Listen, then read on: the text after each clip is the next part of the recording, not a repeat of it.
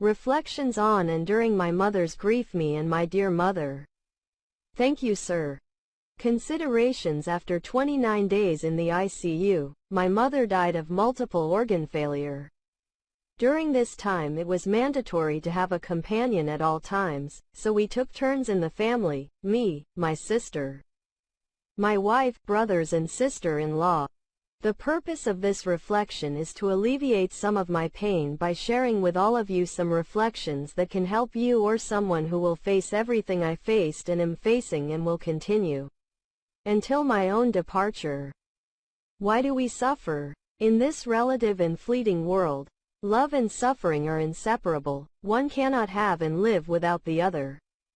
When we choose to love, we are together also choosing to suffer. It's like getting a 200 reais bill. To be worth it, you need to have both faces and not just one. Jesus Christ, God incarnate, chose and lived this. This is my commandment. Love one another others, just as I have loved you. John chapter 15 verse 12. Greater love hath no man than this, that a man lay down his life for his friends. John chapter 15.13. Then Jesus went with his disciples to a place called Gethsemane and said to them, Sit here while I go there and pray. Taking Peter and the 2 sons of Zebedee with him, he began to be sad and distressed. He then said to them, My soul is deeply sad, in mortal sadness. Matthew chapter 26 verses 36 to 38. We need to live in mourning. Just as living love is necessary, suffering, pain and grief are also necessary. Although we live in a world that does not allow us to experience grief, the care and demands of this life make us ignore this process. It's not shameful or demerit for you to suffer for the loss of someone you love. Jesus Christ himself did so. When Jesus therefore saw her weeping, and the Jews who came with her also weeping, he was greatly moved in spirit, and he was troubled. And he said, Where have you laid him? They said to him, Lord, come and see. Jesus cried. Then said the Jews, See how he loved him. John chapter 11.33 to 36. Many resort to drugs to pass this moment. There are serious questions about this practice, because grief is not a disease. Opening parenthesis. Closing parenthesis. Again, we use the example of Jesus Christ, our master par excellence, who refused to be numb when he suffered on the cross. And when he came to the place called Golgotha, which is said, place of the skull, they gave him vinegar mixed with gall to drink, but when he had tasted it, he would not drink. Matthew chapter 27.33, 34.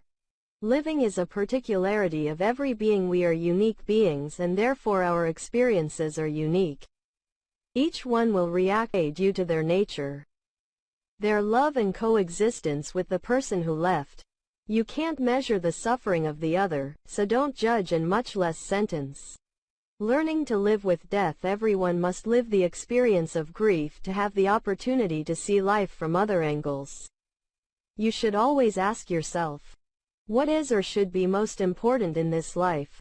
Faced with the ephemerality of life, I think and interpret that our relationships are important. First, my relationship with God. Second, my relationship with others. First, my relationship with God through faith in Christ. Understanding that we were made by God and for God will give us better conditions to live in this world in a more pleasant way in His eyes.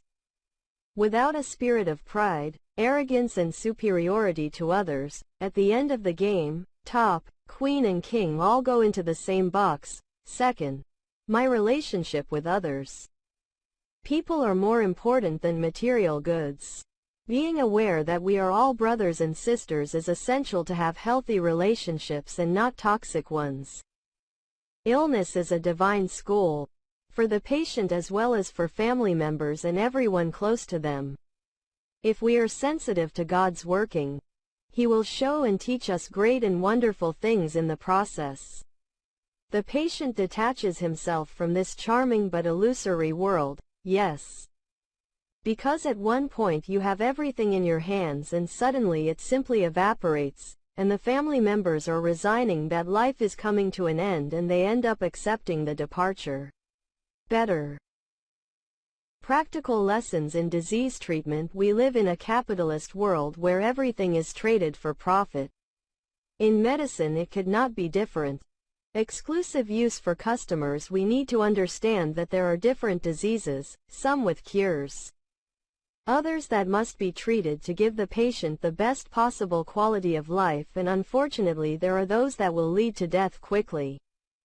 This can save us a lot of resources and the patient from undergoing procedures that will only intensify their suffering.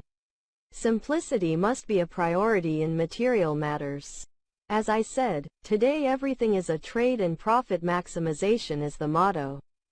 If you have to do something nice, pleasant, expensive for someone, do it while you live.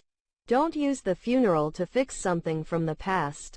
Don't go into 10 years debt. This is not the proper time or place for it. This is not the way to deal with problems. Be sincere in your emotions. Don't try to disguise or hide your tears or repress your feelings. Don't hide behind Bible verses hoping it will take the lump out of your throat. In the episode of the resurrection of Lazarus, John chapter 11, Mary and Martha are upset and frustrated. They are in tears. Friends and family are crying. As I said, Jesus himself, Emmanuel, wept. Be compassionate and supportive of the bereaved family. Also in the episode of John chapter 11, Jesus, seeing her weep, and the Jews who were with her, was stirred in his spirit and moved. Jesus cried, "No, it's not all lost. There is hope." Jesus said to him, "I am the resurrection and the life. Whoever believes in me, even if he dies, will live." John chapter 11.25, But I do not want you, brethren, to be ignorant of those who are asleep, lest you grieve, as others do, who have no hope. For if we believe that Jesus died and rose again, even so those who sleep in Jesus will God bring with him again. 1 Thessalonians chapter 4 verses 13, 14. Need of death. The superiority of the post-uterine body to the uterine body is immense, so the resurrection body is infinitely superior in everything to this fragile body that we inhabit today. We check what the scriptures tell us. But someone will say, how are the dead raised? And in what body do they come? Foolish! What you sow is not born unless it first dies, and when you sow, you do not sow the body that will be, but the simple grain, as of wheat or any other seed. But God gives it a body as it pleased him to give, and to each of the seeds its proper body. Not all meat is the same, but one is the flesh of men, another that of animals, another that of birds, and another that of fish. There are also celestial bodies and terrestrial bodies, and, doubtless, the one is the glory of the celestials, and the other that of the terrestrials. One is the glory of the sun, another the glory of the moon, and another that of the stars, because even between star and star there are differences of splendor. For so also is the resurrection of the dead. The body is sown in corruption, it is raised in incorruption. It is sown in dishonor, it is raised in glory. It is sown in weakness, it is raised in power. A natural body is sown, a spiritual body is resurrected. If there is a natural body, there is also a spiritual body. For thus it is written, the first man, Adam, was made a living soul. The last Adam, however, is a life-giving spirit. But the spiritual is not first, but the natural, then the spiritual. The first man, formed from the earth, is earthly. The second man is from heaven.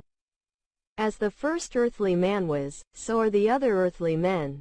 And as the heavenly man is, so are the heavenly ones. And as we have brought the image of what is earthly, we must also bring the image of the heavenly. 1 Corinthians chapter 15 verses 35 to 49.